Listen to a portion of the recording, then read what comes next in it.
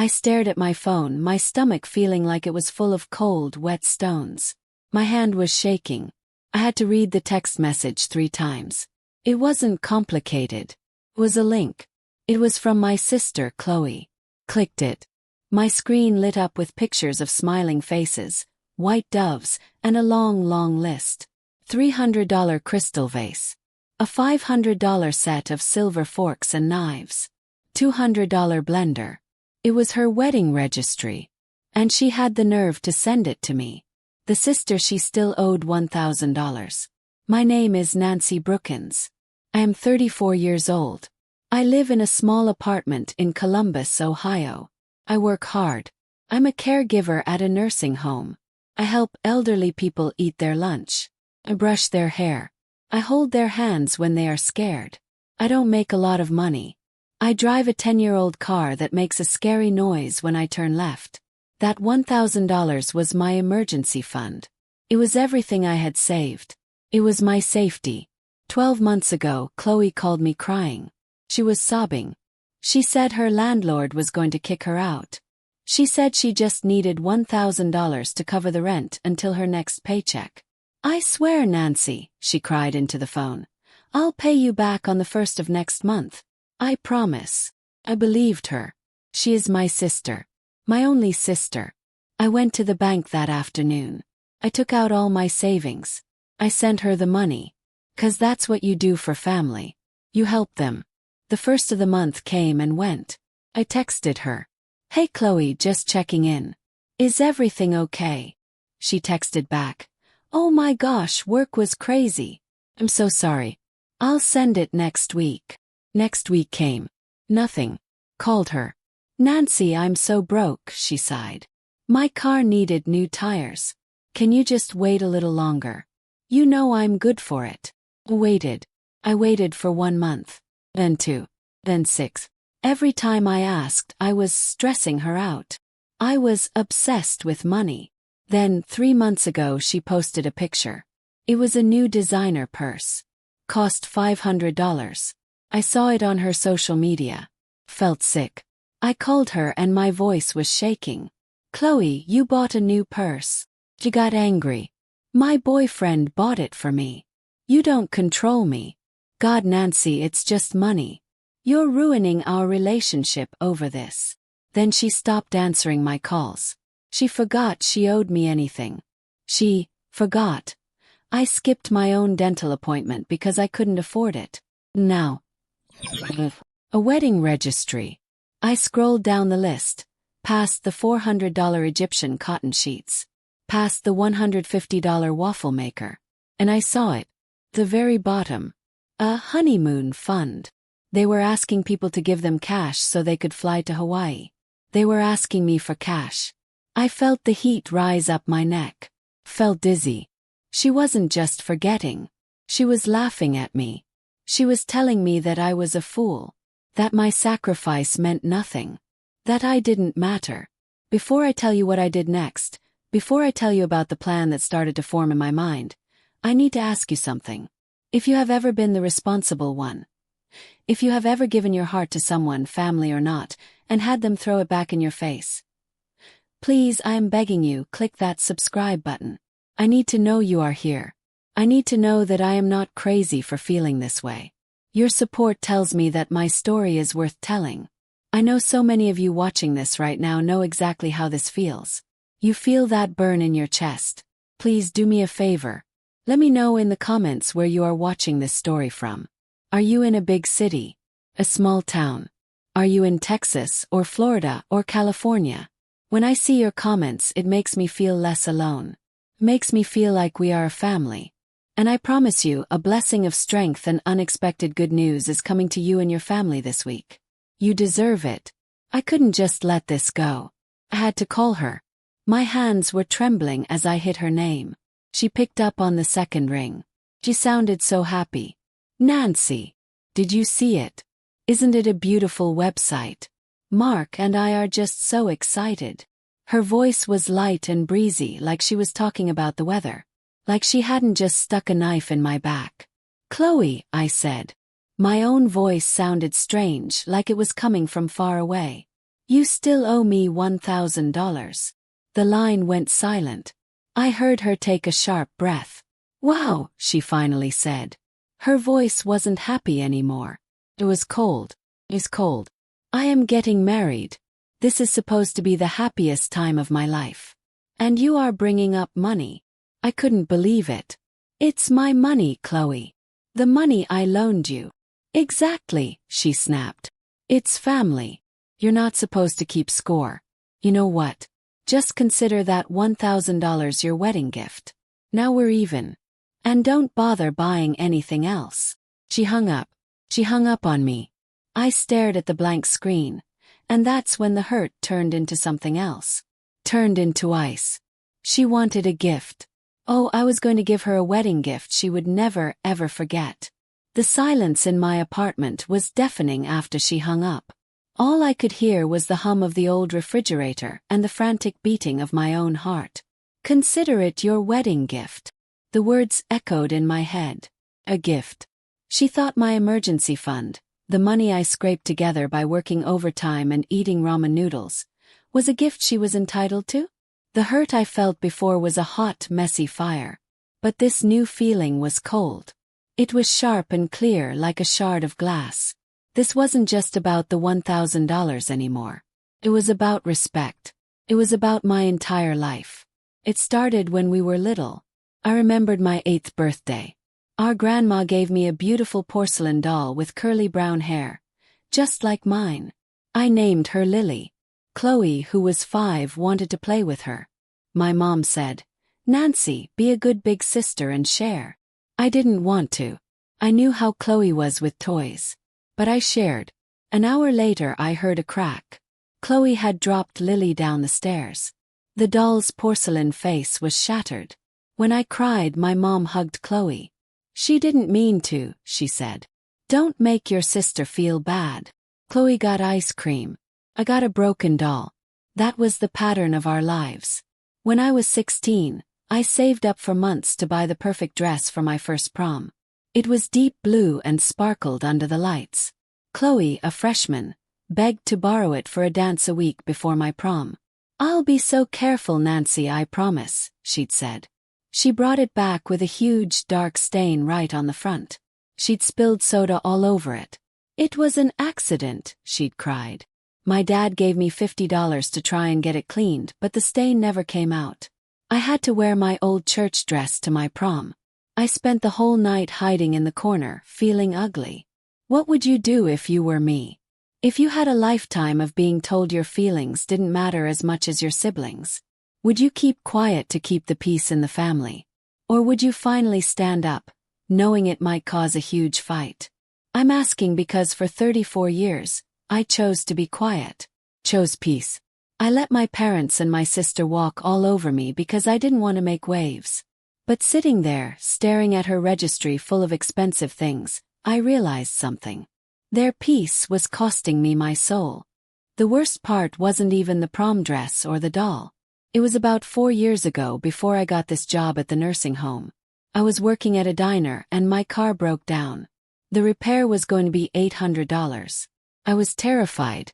I called my parents, but they said things were tight. So I walked to work for 2 months in the rain and the snow, saving every penny. The week I finally got my car fixed, Chloe called. She needed money for a weekend trip to Las Vegas with her friends. She'd maxed out her credit card. My mom called me right after. "Nancy, you know how much this trip means to her. Just lend her a few hundred. Family helps family." Said no. It was one of the first times I'd ever said no to them. My mom was so disappointed in me. She said I was being selfish. Chloe screamed at me over the phone, telling me I was trying to ruin her life. She went on the trip anyway, borrowing the money from our aunt instead. She never paid our aunt back either. And for the next 6 months, family dinners were so awkward. I was the bad guy. I was the selfish sister who wouldn't help. But they never asked why I had the money. They never asked about my 2 months of walking through the snow. So as I sat there in my quiet apartment, I pulled up her wedding registry again. My eyes scanned the list. Lender, towels, silverware. And then I saw it. A beautiful handmade quilt. The description said it was from a small shop in the mountains of North Carolina. Cost $600. It was the exact same pattern, the same colors, as the quilt our grandma had made for me before she passed away. The quilt that Chloe had borrowed for her college dorm room and then lost during a move. She hadn't lost it. It was probably ruined, and now she wanted a brand new one to replace the one she stole from me. That was it. That was the final piece. This wasn't just careless forgetting. This was a deep, cruel disrespect for me, for my things, for our grandmother's memory. My hands stopped shaking. A strange calm washed over me. I wasn't going to send an angry text. I wasn't going to call and scream. That's what she expected. She wanted me to be the crazy, emotional sister so she could play the victim. Well, I was going to be calm. I was going to be smart. I was going to be her loving, supportive big sister. I picked up my phone and sent her a text. You're right. I'm so sorry. I was being selfish. Your wedding is what's important. I've just looked at your registry, and I have the most perfect gift in mind for you and Mark. You are going to love it. Her reply came back almost instantly. A little heart emoji. Thank you, Nancy. I knew you'd understand. I love you. I stared at the heart emoji and I felt nothing. No love. No anger. Just a quiet, steady purpose. She had no idea what was coming. Closed the registry. I needed to know more about this man she was marrying, Mark. I'd only met him twice. He seemed nice enough, but I didn't really know him. I typed his full name into the search bar of my social media page. His profile was public. Pictures of him and Chloe smiling, kissing. Pictures of him with his friends at a football game. I scrolled back. A year. 2 years. And then I stopped. My blood went cold. It was a picture from 3 years ago. Mark was at a Christmas party, a beer in his hand, a goofy smile on his face. And standing next to him, with his arms slung around Mark's shoulders like they were best friends, was my ex-husband. The man who cheated on me and left me with nothing. My world didn't just tilt. It flipped upside down and shattered. It was him. Greg. My ex-husband. The man who taught me that love was just a word people use when they want to steal from you. And there he was, his arms slung around Mark's shoulders, grinning like they were brothers. My sister's fiancé. And my ex-husband. Best friends. I dropped my phone onto the carpet. I couldn't breathe. It felt like a ghost had just walked into my apartment, and it was wearing Greg's smile. I forced myself to pick up the phone. Maybe it was an old picture. Maybe they knew each other years ago but weren't friends anymore. I had to be rational. I scrolled. The picture was from 6 months ago. They were not old friends. They were current friends. My mind raced. Did Chloe even know? How could she? She hated Greg. She was the one who told me to change my locks. She was the one who said he was human garbage when I found out about the credit cards. Let me tell you about Greg. He wasn't just a man who cheated on me. He was a thief. When we were married, he said he would handle the bills to make my life easier. I thought he was being so kind. What he was really doing was opening new credit cards in my name. He maxed them all out. Over $10,000. He spent it on gambling trips and expensive dinners with other women. When the first collections notice arrived, he was already gone. He packed a bag, moved to another state, and left me to clean up his mess. That $10,000 debt is why I live in this tiny apartment. It's why my car sounds like it's screaming. It's why that $1,000 I loaned Chloe was everything. It was the first time in 5 years I finally had a safety net. It was my proof that I was climbing out of the hole Greg had dug for me. And Chloe knew. She knew every single tear. She knew I ate oatmeal for dinner for a year to pay it off. And she was marrying his best friend. I felt a wave of sickness so strong I had to sit down. I tried to find an excuse. Maybe she met Mark by accident. Maybe they fell in love and then she found out. That would be a hard, terrible situation. I could almost feel bad for her. Maybe she was scared to tell me. Yes, that had to be it. My sister, as selfish as she was, couldn't be this cruel. She couldn't know about the connection and still be with him. She just couldn't. I held on to that little piece of hope. It was the only thing keeping me from throwing my phone at the wall. Then I started to dig deeper. I didn't just look at Mark's page. I started searching for them together. I typed in Chloe and Mark and looked at tagged photos. And that's when my tiny bit of hope died. I found a picture on another friend's public page. It was a barbecue from last summer, long before she asked me for the money. There in the background was Mark at the grill.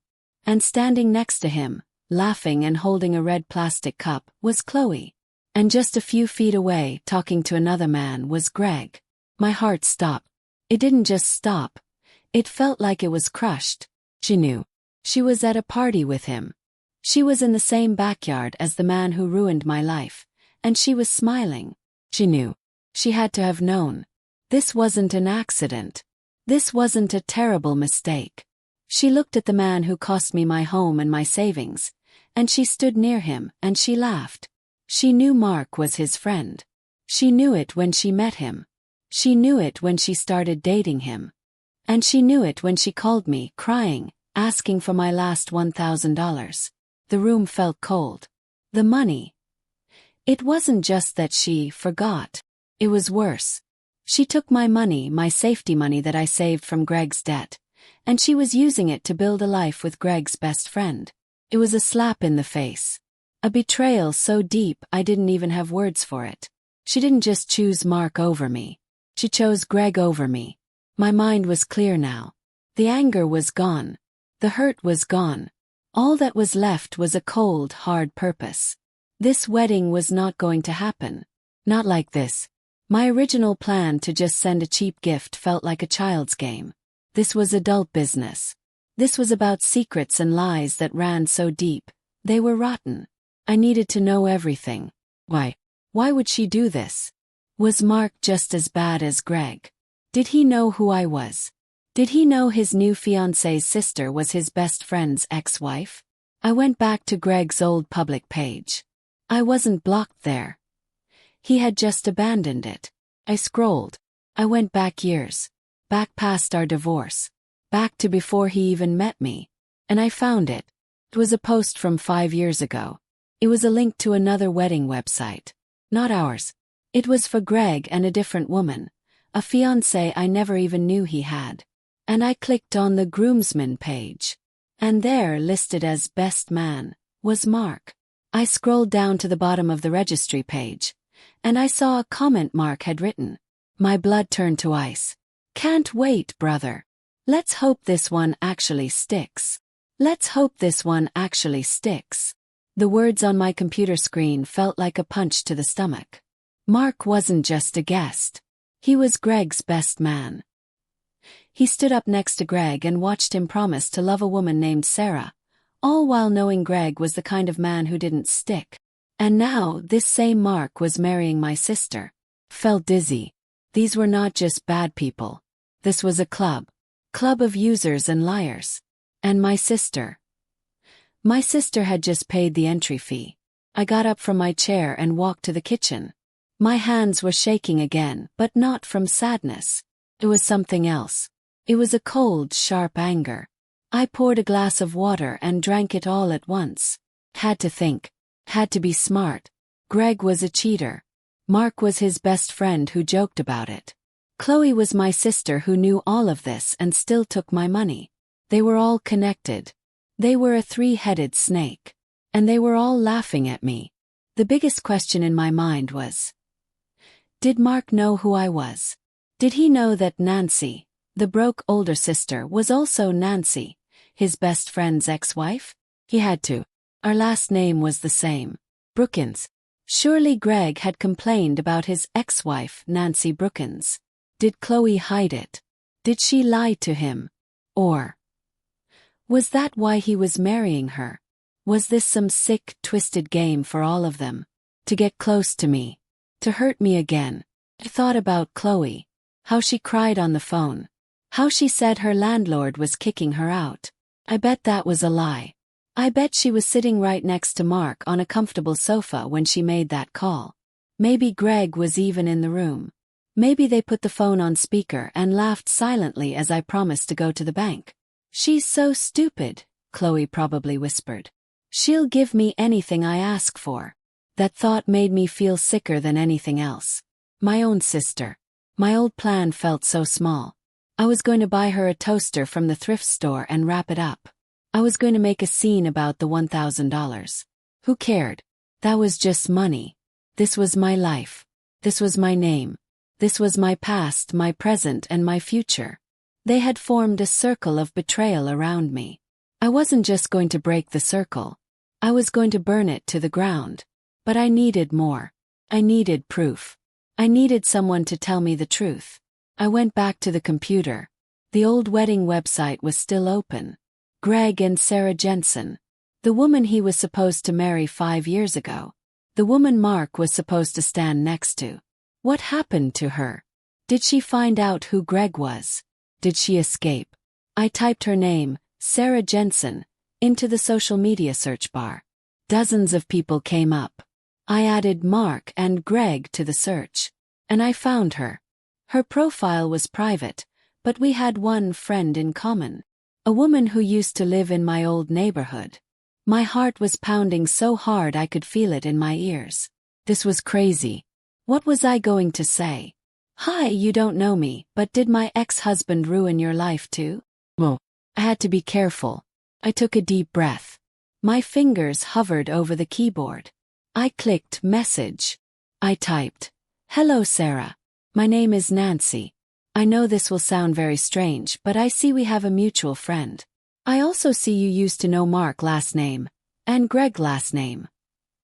I'm doing some research for a personal matter.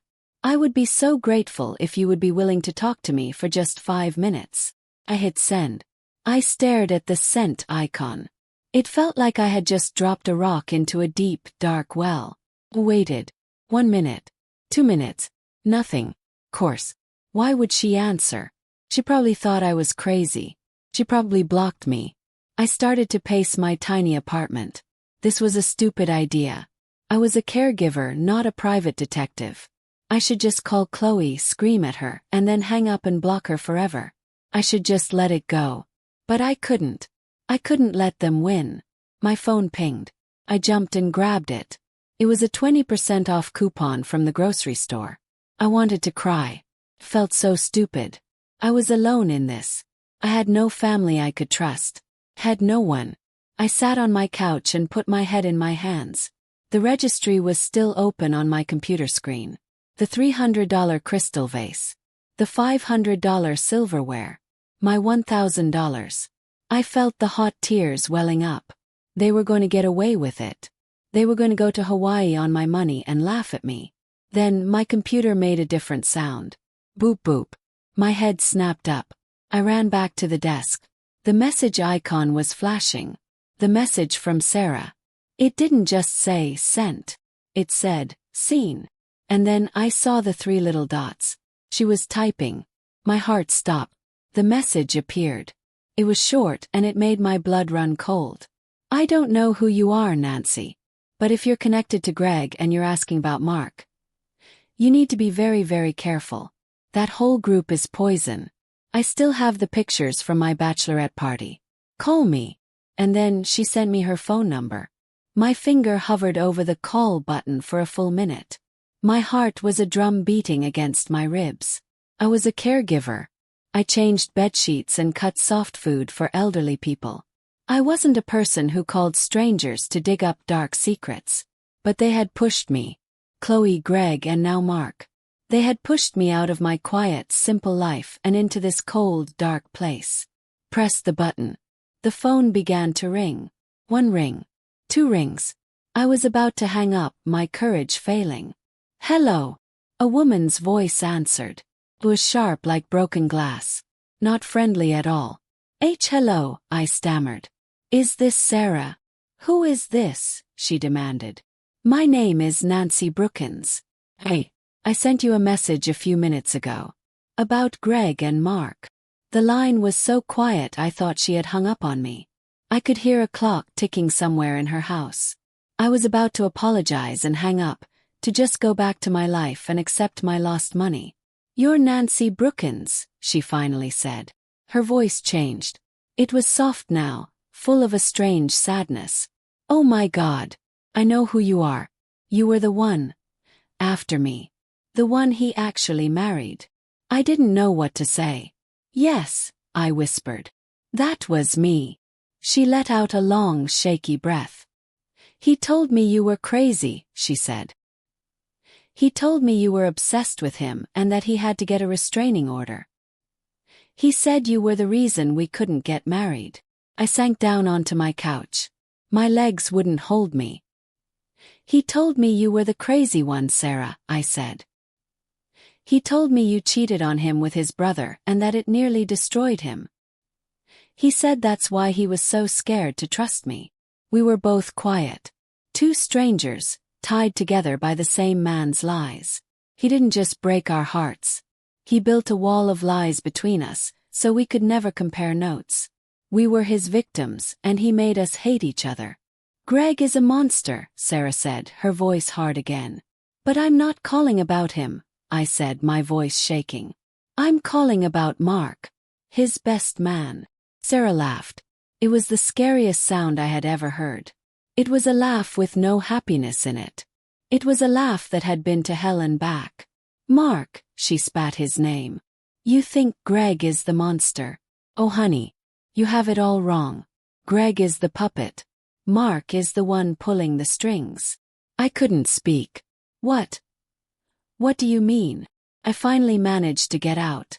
"Greg is charming. Greg is the handsome face. He's the one who sweeps you off your feet," Sarah explained, her voice fast and angry. "But Mark is the brain. Mark finds the women. He finds the ones who have a good job or a little bit of savings or a family that will help them. Greg moves in, gets the money, and Mark holds it. They're a team, Nancy. They've been doing this for years." I felt the blood drain from my face. My $1,000. It wasn't a loan Chloe forgot. What was it? "But, my sister," I started. "My sister is marrying Mark." The silence on the phone was so heavy it felt like I was at the bottom of the ocean. "Your sister," Sarah whispered. "Oh no. No. He's doing it again." "What?" begged. "What is he doing again? What are the pictures from your bachelorette party?" "My bachelorette party," she said, and I could hear her start to cry. I was so happy. My friends and my sister, we were all at a bar. Greg was supposed to be in another state. But he and Mark showed up. That surprised me. Everyone thought it was so romantic. But they weren't there for me. Mark. He spent the whole night talking to my younger sister, my maid of honor. He kept buying her drinks. She was sobbing now. I thought he was just being a good friend.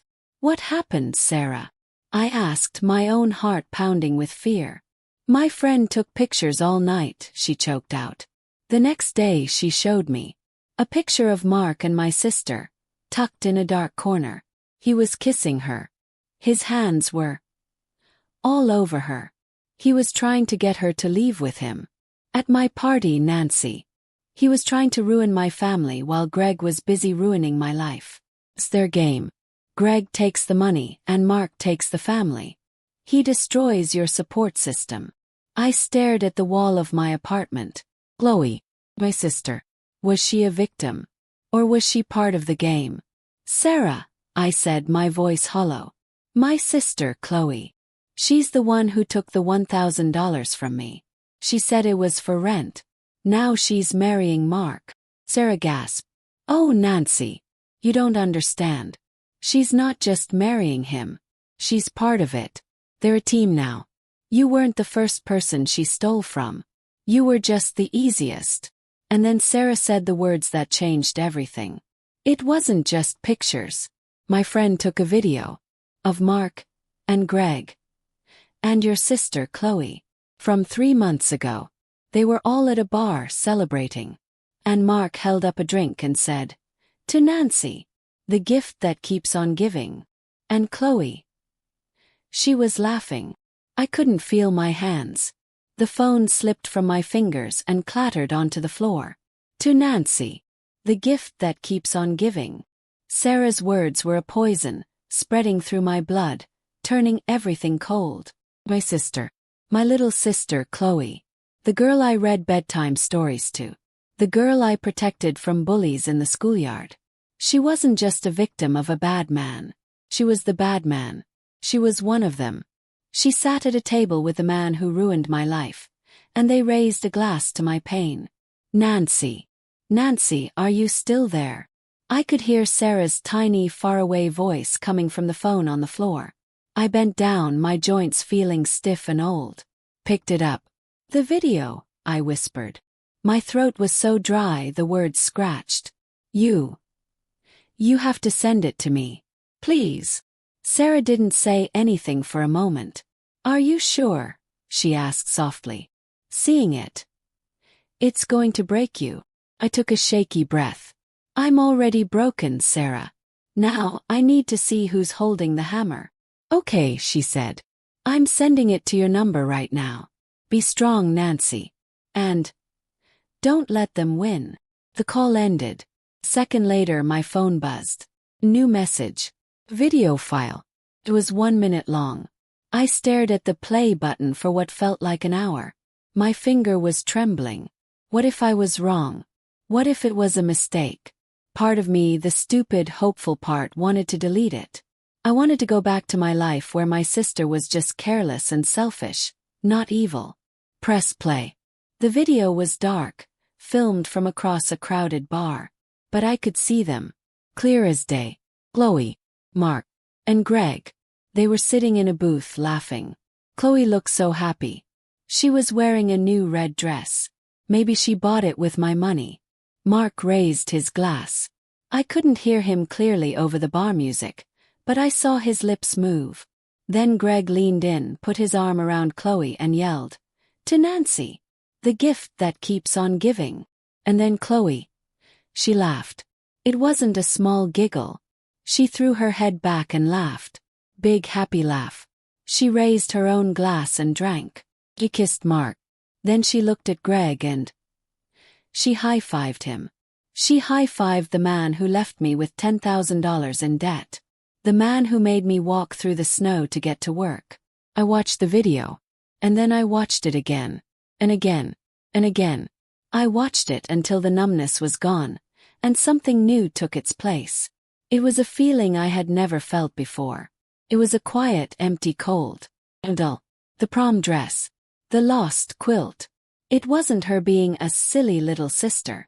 It wasn't accidents. It was practice.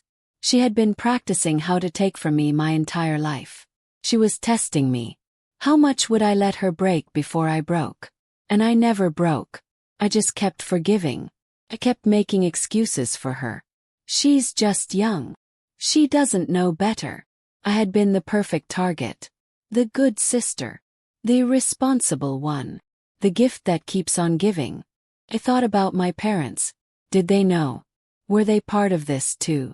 I remembered my mom's voice. Nancy, just lend her the money. Family helps family. Was she fooled by Chloe? Or was she in on it? That thought made my stomach twist. Was my whole family rotten? Was I the only one who didn't know the joke? Felt so alone. Like I was a single tree standing in a field that had been burned to the ground. There was no one to turn to. No one to trust. I stood up. I walked to my computer. I opened the wedding registry again. The $300 vase. The $500 silverware. The $600 quilt. They weren't gifts. They were trophies. Every item on that list was a prize they won by hurting someone. Me. Sarah. Who else? How many Nancys were there? How many women had Greg and Mark charmed? How many sisters had Chloe betrayed? This wasn't a wedding. It was a victory party. And they had sent me an invitation. My plan changed. This wasn't about getting my $1,000 back. That money was gone. This wasn't about stopping a wedding. This was about stopping them. I needed to find every single person they had ever hurt. I needed to find every dollar they had ever stolen. I had Sarah. I had the video. But it wasn't enough. I needed more. I needed to know where the money went. A man like Greg, a man like Mark. They don't just put stolen money in a normal bank. I went back to Mark's old social media page. The one with Greg as his best man. I scrolled through his friends list. Just random names and faces. But then I looked at the comments on the old wedding registry for Greg and Sarah. Mark had joked, "Let's hope this one sticks." And someone replied, a man named Arthur Vance. He replied, "As long as her checking account sticks, right?" Ha! Mark had liked the comment. Who was Arthur Vance? I searched for Arthur Vance. He wasn't on social media. But I found something else. Small company. Vance Financial Services. A company that specialized in private accounts and offshore investments. A company that helped rich people hide their money. My blood ran cold. This was it. This was the man who helped them clean the money. He knew where all the bodies were buried. Picked up my phone. I had Sarah's number. Now I needed Arthur's. I found the number for his company. I took a deep breath. I knew what I had to say. Dialed. A woman answered. Vance Financial. I made my voice shake. I made myself sound scared. Hello. Please. My name is Chloe Brookins. I'm Mark's fiancé. I think he's in terrible trouble. I think he's been stealing from me. The secretary's voice was bored. Vance Financial, please hold. Horrible, tinny music started playing. I stood in my kitchen, my hand gripping the phone so tight my knuckles were white. I was not Nancy Brookins, the caregiver. I was Chloe Brookins, the selfish, scared and greedy fiancé. I had to become her. I had to think like her. What would Chloe want? She would want to save herself. She would want the money. She wouldn't care about anyone else. The music stopped. Mr. Vance is in a very important meeting. He will not be able to. I cut her off. I let my voice crack. I made myself sound like I was crying. No. You don't understand. I wailed just like Chloe used to do when she wanted something. He's stealing from me. He's stealing from us. Mark is using my name. I think the police are calling me. His crazy ex-wife won't stop. If he's going down, I am not going down with him. Tell Arthur he has to talk to me now. I said the magic words. Police. Crazy ex-wife. These are words that make men like Arthur Vance pay attention. The secretary's bored voice was gone. She sounded nervous. One moment, Ms. Brookins. The line clicked. It was quiet for only a second. Then a new voice. It was smooth, cold and heavy like a gun wrapped in silk. This is Arthur Vance. You sound upset, Chloe. That's not good for business. He knew my sister's name. They were all in this together. My heart was a rabbit in a cage. I had to play this right. I had to be Chloe. Arthur, I sniffled, making my voice sound bratty. Mark is a fool. He's getting so messy. He's taking money from our account. The one you set up. And Greg's ex-wife, Nancy. She knows things. She's threatening to go to the cops. She's obsessed with me. What if she finds out about you? Calm down, Vance said. His voice was not kind. He was not trying to help me. He was trying to plug a leak. He was trying to see if I was the leak. Mark is a professional. He knows how to handle an old girlfriend. And Greg is careful. You are letting a crazy woman get in your head. He was trying to make me feel stupid. He was trying to see what I knew. I had to make him doubt Mark. I had to make him believe Mark was the problem, not me. He's not professional anymore. I shrieked. He's in love. He told me he wants to go clean. He wants to take all the money and move to Hawaii after the wedding. Just me and him. What about my share, Arthur? What about the money I brought in? You know. From my sister. That did it. The line went dead silent. I had just told him that Mark was planning to steal from everyone. From him. From Greg. I had made Mark the liability. He said that. Vance's voice was no longer smooth. It was a knife's edge. He said he wanted to go clean. Yes, cried. He's going to ruin everything. We need to meet, he said, his voice hard. Not on the phone. My office. Tomorrow. 10 a.m. And Chloe. Do not speak to anyone about this. Especially not Greg. Do you understand me? Yes, I whispered like I was scared. 10 a.m. He hung up without saying goodbye. I fell back against the wall, my legs shaking so hard I thought I would fall. I had a meeting with a money launderer. What was I doing? I'm a person who helps old ladies with their puzzles. I'm not a spy. But then I thought about the video. The gift that keeps on giving. I was going to give them one last gift. A gift they would never see coming. But before I could face a man like Arthur Vance, I had to do one last terrible thing. Had to know. I had to know if my whole life was a lie. I had to call my mother. I dialed the number I knew by heart. She picked up on the second ring, her voice cheerful and bright. Nancy, honey.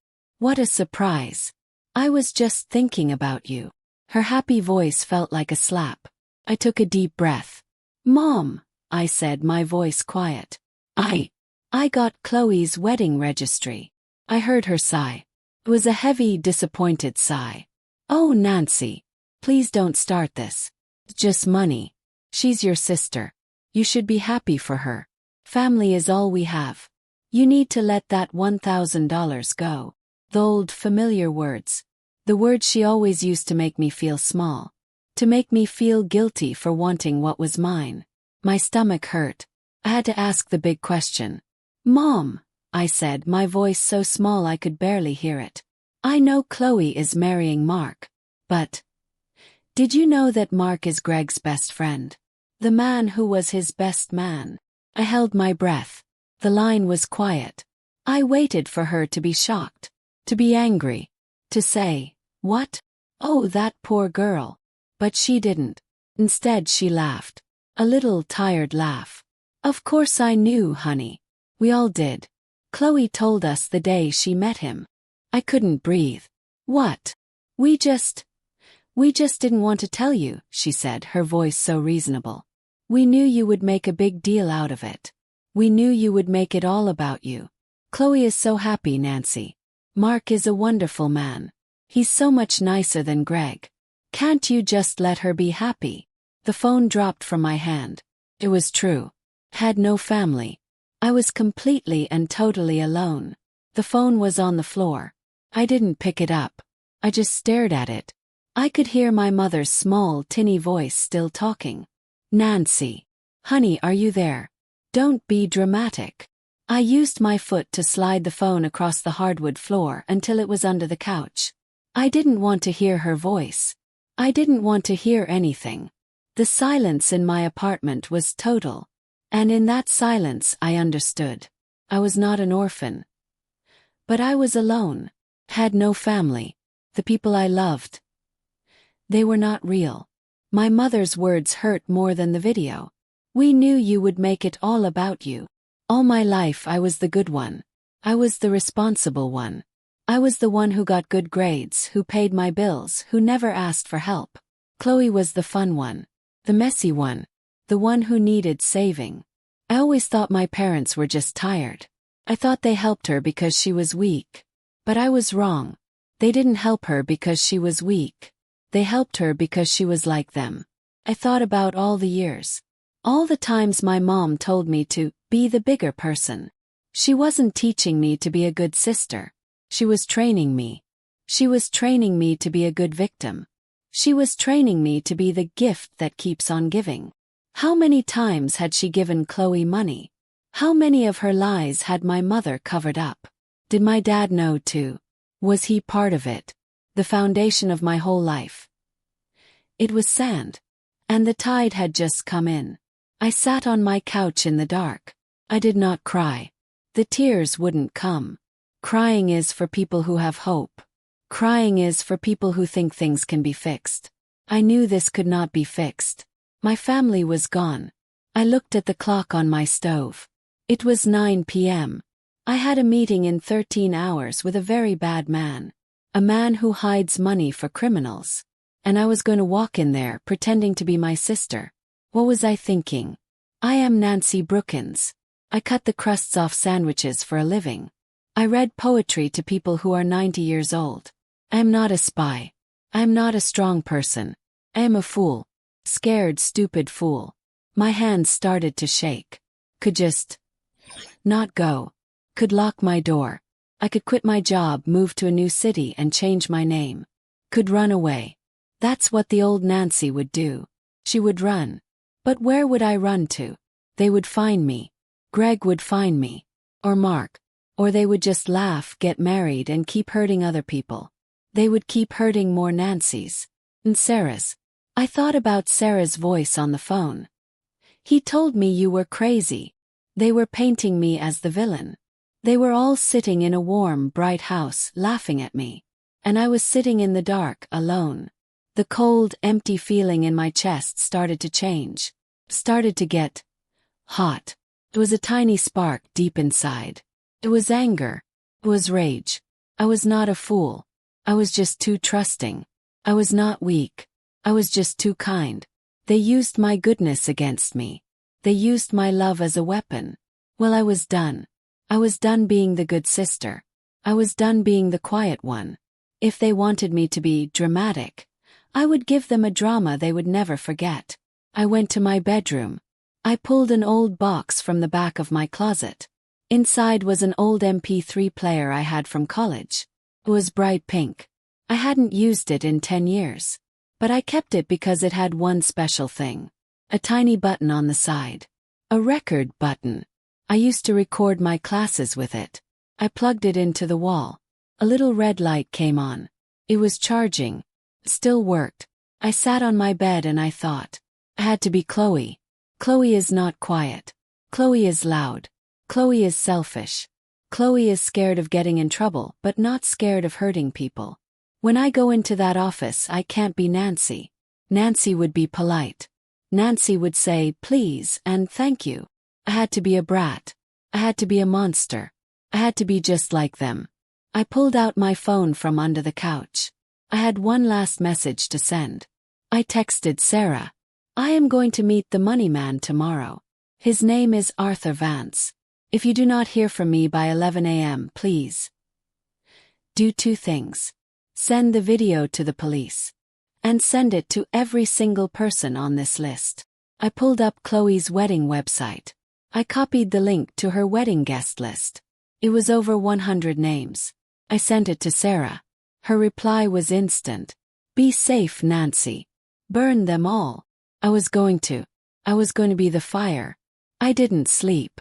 I sat in my old armchair, watching the streetlights outside my window until they were replaced by the gray morning light. Put on my makeup. Not my usual little bit of lip gloss. I put on thick black eyeliner, just like Chloe wore. I put on bright red lipstick that made me look like a stranger. I put on a tight leopard print top that I had bought at a thrift store and never had the courage to wear. I looked in the mirror. It was not Nancy. It was Chloe's war paint. It was my armor.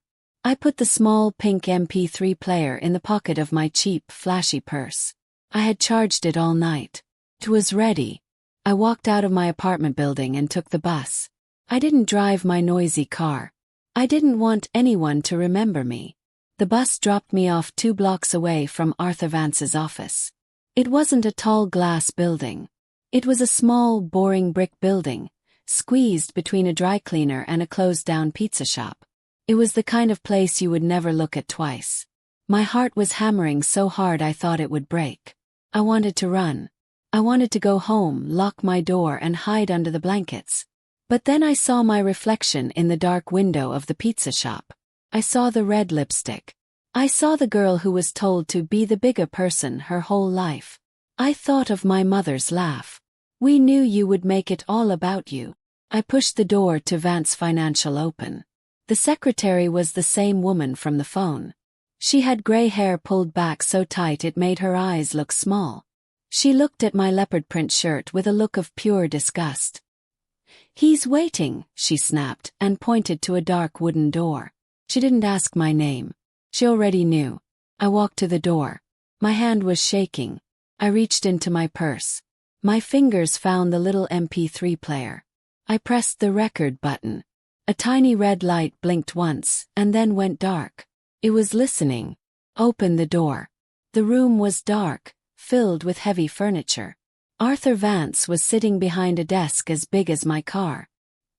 He was older, in his 60s, with perfect silver hair. He wore an expensive suit. He didn't smile. He didn't stand up. He just pointed to a leather chair. "Chloe," he said. His voice was like gravel. "You're 5 minutes late." I don't like being late. I had to be Chloe. I couldn't be scared. I tossed my purse onto his desk, right next to his papers. "Yeah, well, I'm here now, aren't I?" Snap. I crossed my legs and chewed my gum loudly. "I'm freaking out, Arthur. Mark is losing his mind. He's going to ruin everything." Vance just stared at me. His eyes were cold. "You are freaking out," he said slowly. "You called my office. You used your real name. You are the one who is sloppy, not him." "He's the sloppy one," I insisted, my voice getting higher, just like Chloe's. "He's talking about our future. He's telling me he loves me. He's going to cut Greg out after the wedding. He said Greg is old news. And he said you are getting too expensive. He said he found a new guy who will clean the money for half of what you take." That hit him. I saw his eye twitch. He said, "What?" "He's going to leave us," Faye cried. "He's going to leave me and Greg with nothing. He's been moving money. See it? From the account you set up. He thinks I'm stupid, but I'm not. He's going to take all the money, Arthur. And he's going to run. He's going to leave me to take the fall." Vance leaned forward. He believed me. He was the man in the middle, and he just found out the two partners were cutting him out. "That ungrateful," he whispered. He thought he was talking to himself. "Taught them. I showed Greg how to find the women. I showed Mark how to handle the accounts. They were nothing. And now he's replacing me." He looked at me, his eyes full of anger. "He thinks he can just replace me. You have to help me," I begged. "I brought in my own sister. That $1,000 was just the test.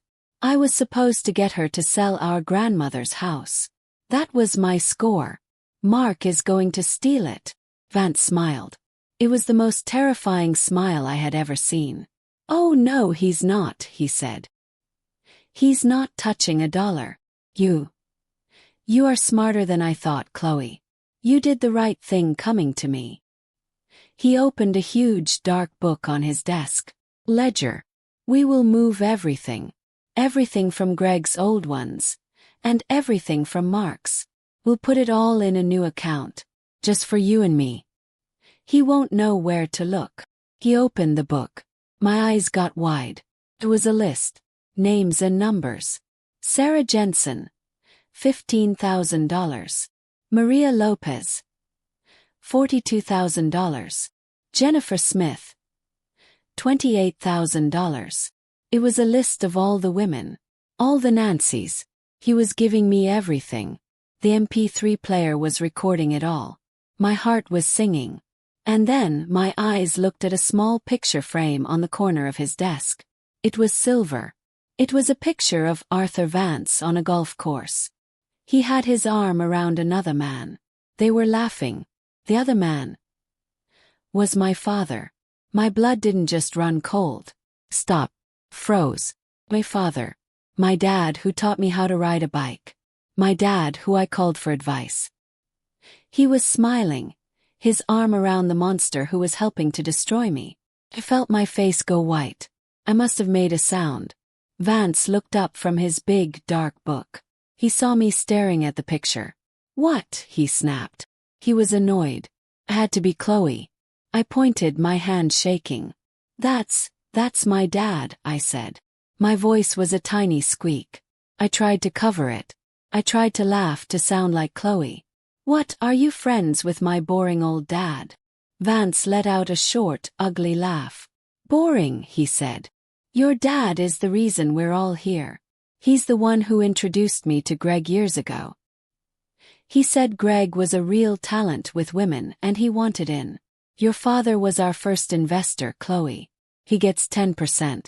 Of everything. 10%. Of Sarah's $15,000. Of Maria's $42,000. Of my $1,000. My father. My mother. My sister. My whole life. My whole childhood. Was a lie. I was not their daughter. I was their bank. I was the sheep they kept in the field, just to shear me over and over. The room started to spin. I felt like I was going to be sick, right there on his expensive carpet. The tiny MP3 player in my purse was my only friend. It was the only thing in the world that knew the truth. I stood up. My legs felt like they were made of water. Wow, I said, forcing a big, fake Chloe-style smile. My dad. I never knew. Good for him. Had to get out. I had to get out now. Arthur, I said, putting my hands on my hips. This is amazing. You and me, we're going to take them all. Mark, Greg, even my dad. Let's take it all. But right now, I am so upset. I need to go to the ladies' room and fix my face. My makeup is a mess. Vance looked at me, his cold eyes trying to see if I was lying. He believed me. He believed I was just as greedy and selfish as he was. Fine, he snapped. Don't be long. We have work to do. He turned back to his ledger. I grabbed my purse. I walked to the door. I did not run. Walked. Opened it. I stepped into the hall. I closed the door softly behind me. I walked past the gray-haired secretary. I walked out the front door into the bright sunshine. Felt like a ghost. I got to the corner around the block and I leaned against a wall. I reached into my purse. My fingers closed around the little pink recorder. Pulled it out. I pressed stop. It was done. Had it. Had everything. Their names. Their voices. Their secrets. I did not go to the police. Police are slow. The police need lawyers. I went to someone faster. I went to Sarah. I sent her the entire audio file. And I sent her the list of every name in that book. We flash forward. 2 weeks later. It is the wedding day. It is a beautiful church, filled with white roses. Chloe looks like a princess. Her dress is huge and sparkling. Mark is at the front, in a black tuxedo. Greg is next to him, his best man, smiling. My father is in the front row, his chest puffed out, so proud. My mother is next to him, crying happy tears. The music starts. The big doors open. And Chloe begins to walk down the aisle, on my father's arm. She is halfway to the altar. She is smiling at Mark. She looks so happy. She has won. Priest smiles. We are gathered here today. He gets to the part. If anyone here has any reason why these two should not be joined, speak now, or forever hold your peace. A woman's voice, cold and clear, rings out from the back. I do. It's not me. It's Sarah. She stands up. And next to her, another woman stands up. Maria Lopez, she says. And another. Jennifer Smith. They are the women from the ledger. Chloe's face turns white. Mark freezes. Greg's smile is gone. Before anyone can move, a huge video screen above the choir starts to play. It's the video from the bar. It's Chloe, Mark, and Greg. The sound is loud, echoing in the church. To Nancy. The gift that keeps on giving. The guests all gasp. They pull out their phones.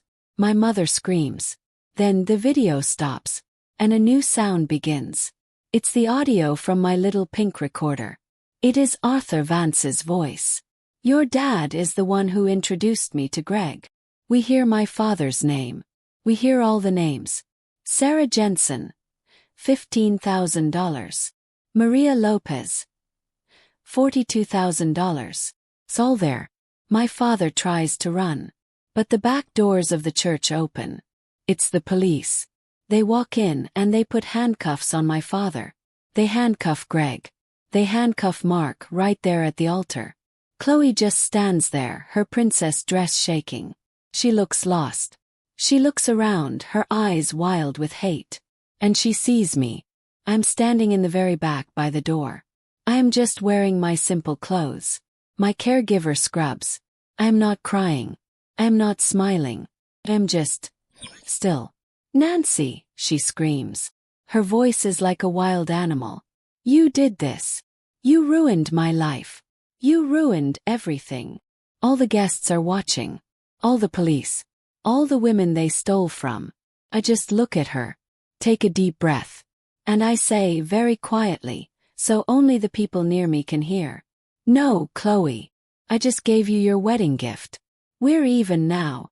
And I turn around and I walk out of the church into the sunshine, a free woman. If my story touched your heart, I am begging you, please don't just click away. There's so many people out there who feel alone, who are being used by the people who are supposed to love them. Please hit that like button. It tells me that my voice was heard. Share this video. You might be saving someone who feels as alone as I did. And please subscribe to this channel. You were the family I needed. You were the strength that helped me stand up. Thank you.